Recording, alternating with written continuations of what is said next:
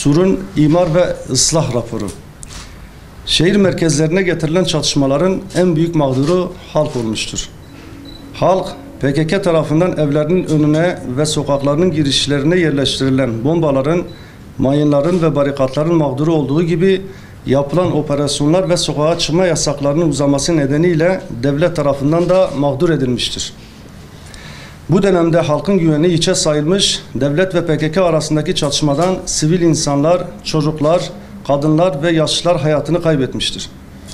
Bu çatışmalara taraf olmayan, çatışmaları benimsemeyen halkımız, çukur siyaseti ve öz yönetim ilanlarını tanımadığını fiili olarak gösterip adeta bu ucube çukur ve öz yönetim ilanlarından kaçmış, yanına eşyalarını dahi almaya fırsat bulamadan yıllardır yaşadığı mahallesini, evini, iş yerlerini ve meskenlerini terk etmek zorunda kalmıştır. Mazlum ve mustazaf Kürt halkı bir asırdan fazladır resmi ideolojinin baskı, asimilasyon, inkar ve imha politikasına maruz kalmış, yüz binlerce sivil insan, binlerce alim katledilmiştir. Buna rağmen bugüne kadar İslami, insani ve meşru haklarından vazgeçmiş değildir. Ne yazık ki bu mazlum halkın hakları için mücadele ettiğini iddia eden örgüt, aynen Kemalist sistem gibi halkımızı mağdur etmiş, kendi ideolojik istek ve arzularını halka yaşattığı mağduriyet üzerinden ideolojik hedeflerine ulaşmaya çalışmıştır. Bölgemizdeki tüm dinamikler, siyasi partiler, STK'lar ve kanaat önderleri şehir merkezlerine getirilmek istenen ve getirilen çatışmaları eleştirmiş, kabul etmemiş ve her platformda da karşı olduğunu dile getirmiştir.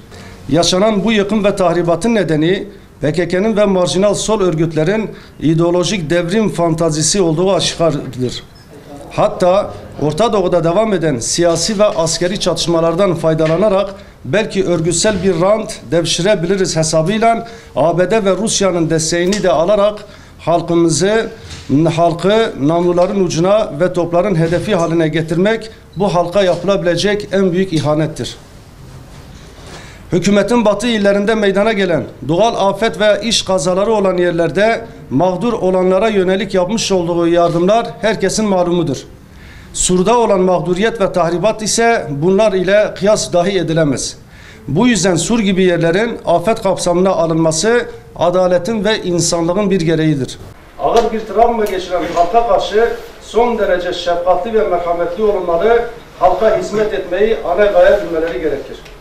Ödapar olarak büyük bir çöküntü içinde olan Sur mağdurlarının maddi ve manevi kalkınması için çözüm önerilerimizi siz değerli basın mensupları vasıtasıyla kamuoyuyla paylaşmayı halkımıza karşı sorumluluğumuzun bir gereği olarak görmekteyiz.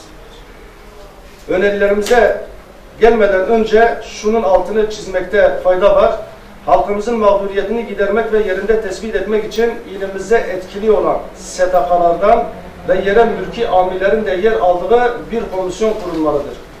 Bu komisyon vasıtasıyla halkımızın sorunları ve istekleri daha hızlı çözümleri ve böylece adam kayırmaların, adaletsizliklerin ve istismarcıların önüne geçirebilmelidir. Sur, Cizre, Nusaybin, Derik, Silvan ve Sur'un hali ortada. Yani bunlar oraları özgürleştirdiler de mi sıra Kaynartepe'ye geldi? Herkes bunu görüyor, kamuoyu da görüyor. Bu tür çukurların ve barikatların kurulması, başka mahallelere veya ilçelere taşınması halkımıza mağduriyetten başka hiçbir şey kazandırmayacaktır. Yani bunu hepimiz biliyoruz. Bu bilindiği halde, herkes tarafından dile getirildiği halde, bunun yanlış olduğu dile getirildiği halde bunun ısrarla devam ettirilmesi halkımızın faydasına değil, belki de kendi örgütsel ideolojik çıkarımları için bunu yapıyorlar veya ABD ve Rusya'dan destek alarak farklı amaçlar peşinde koştuklarını biz görmekteyiz.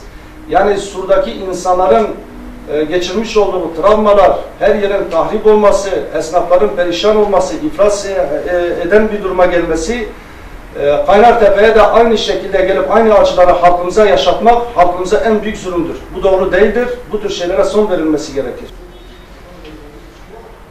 Hazırlamış olduğumuz bu önerilerde gerek ev sahipleriyle, gerek esnafla ilgili olarak ve Sur'un maneviyatıyla ilgili olarak 3 ana bölümde önerilerimizi sunduk. Birincisi ev sahipleriyle ilgili olan önerilerimiz. 1. Evleri tahrip olan ya da yıkılan ev sahiplerine evleri aslına ya da surun sit alanı olması hasebiyle bu dekora uygun olarak onarılmalı veya yeniden inşa edilmeli. Surda kalmak isteyen ev sahiplerinin evleri en kısa zamanda sağlam yapılarak teslim edilmeli. Evlerini TOKİ'nin vereceği evler ile değiştirmek istemeyenlere kar payı gütmeden 120 ile 150 metrekare arasında geri ödemesiz evler verilmeli. Evlerini terk etmek zorunda kalan Sur sakinlerinden elektrik ve su ücreti alınmamalıdır. Kiracı olanlara geçimlerini sağlayacak imkanlar verilene kadar kira yardımının devam etmesi gerekir. Kiracı olup da asgari ücretle iş bulanlara veya iş imkanı verilenlere kira yardımının kesilmemesi, en azından 500 TL kira yardımının devam etmesi sağlanmalıdır. Ev veya iş yerlerini kiraya veren ve bu kira geliriyle geçinenlere kira yardımı geriye dönük yapılmalıdır. İşkur kapsamında işe alınan kişiler arasında ayrımcılık yapılmadan mağdur olan herkese iş imkanı sağlanmalıdır. Gençlere yeni iş kurmaları için hibe yoluyla ya da faizsiz kredi imkanları açarak iş sahibi olmaları sağlanmalıdır.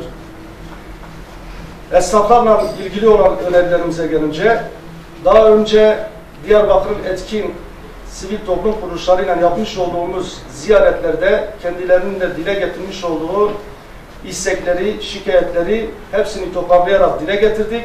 Gerek ticaret odası, ticaret borsası, esnaf ve sanatkarlar gibi yarı resmi olan kuruluşlar, Haksiyat, Müsiyat gibi resmi olmayan ticari dernekleri de ziyaret ederek onların da dile getirmiş olduğu sıkıntıları bir araya getirdik. Esnaflarla ilgili olan çözüm önerilerimiz şunlar. Esnafın bir kısmına yapılan ve çoğunlukla basit usule tabi olan esnafa 3.000 liralık yardımın yapılmış olmasının çok yetersiz olduğu aşikardır. İflasın eşiğine gelen esnafa gerçek manada yardım yapılmalıdır. Bu cüz'i yardımın gerçek usule tabi olan esnafa da yapılması sağlanmalı, bu konudaki çifte standarda son verilmelidir. Daha önce hükümet tarafından açıklanan her esnafa 3.000 liralık yardım yapılması genellikle basit usule tabi olan esnafa yapılmış. Bu konuda başvuru yapan gerçek usule tabi olan esnaflara ise talepleri reddedilmiş bulunmaktadır. Oysa ki hükümetin bu konudaki açıklaması gayet açıktır.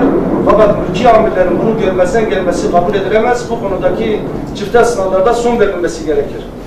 Esnaftan Temmuz 2015 tarihinden itibaren ve 2016 yılı dahil hiçbir verginin alınmaması ve bu tarihler göz önüne alınarak sigorta primlerinin elektrik, su ve kiracı esnafın kira ücretlerinin devlet tarafından geriye dönük olarak ödenmesi, esnafın dönem çeklerinin, ödenmeyen kredi kartlarının ya da senetlerinin icraya verilmesi önlenmeli ve alacakların ötelenmesi gerekir. Özellikle bankaların bu konuda yardımcı olmaları ve kaşelenen çeklerin iptal edilmesi sağlanarak esnafa çek vermede kolaylıklar sağlanmalıdır. Aylardır iş yerleri kapalı olan esnafın zararları tazmin edilmeli, 3 veya 5 yıl arasında en az 100.000 lira olmak üzere faizsiz kredi imkanı acilen sağlanmalıdır. Sigorta primlerini ödeyemeyenlerin sağlık hizmetlerinden ücretsiz yararlanmaları sağlanmalı, kurumların bu konuda daha hassas davranmaları için gerekli adımlar atılmalıdır. İşini kaybedenlere kalıcı iş imkanları sağlanmalı, güven ve huzur ortamının olmaması nedeniyle yatırım yapmaktan kaçınan özel sektör yerine devlet binlerce kişinin istihdam edilebileceği fabrikalar kurmalı, iş alanları oluşturmalıdır. Yarım kalan yatırımlar zaman kaybedilmeden tamamlanmalı, bu konuda her türlü kolaylıklar sağlanmalıdır. Çok yüksek olan sigorta primlerinden dolayı işçi çıkarılmasının önüne geçilmeli ve sigorta primlerinin makul bir seviyeye indirilmesi gerekir. Maneviyatla ilgili olarak çatışmalardan hasar gören camiler, medreseler, hamamlar, hanlar ve kiliseler aslına uygun olarak onarılmalıdır. Hz. Süleyman Cami çevresi sit alanı ya da kamulaştırılarak mesire yeri, medreseler, öğrenci yurtları, kütüphaneler ve dini içerikli satış yapabilecek iş yerleri yapılmalıdır. Tarihi Sur ilçesinin sahabe kabirleri göz önünde bulundurularak inanç turizminin gözdesi haline gelebilmesi için uygun projeler hayata geçirilmeli, Bunun için ilimizde bulunan etkin STK ve medrese alimlerinin görüşleri alınmalıdır. Manevi bir havası olan tarihi Sur ilçemizde içkili, kafe, bar veya benzeri yerlerin açılmasına mani olunmalı ve izin verilmemelidir. Tarihi medreseler elden geçirilerek onarılmalı, aslı hüviyetine kavuşturulmalı, bunların idaresi bu işle iştigal eden STK'lara veya medrese alimlerine verilmeli, eğitim hizmet alanı olarak istifade edilmesi sağlanmalıdır. Aylardır okula gidemeyen öğrencilerin eğitim, öğretim açığı giderilmeli, çocuklara yaşadıkları travma ve moral bozukluğunu atlatabilmeleri için psikolojik destek verilmelidir. Başka okullara gitmek zorunda kalan öğrencilerin uyum sorunları halledilmeli, eğitimin açıkları tam gün, hafta sonları veya gece eğitim verilerek sağlanmalıdır. Bu konuda yapmış olduğumuz saha araştırması gerek esnaflar ile gerek ise Sur mağdurları, Sur sakinleriyle ve etkin STK'larla yapmış olduğumuz ziyaretlerde dile getirilen ve en çok şikayet edilen konuların başında az önce 23 madde olarak özetlemiş olduğumuz konulardır. Bunları siz değerli basın mensupları aracılığıyla kamuoyuna duyurmayı bir sorumluluk biliyoruz.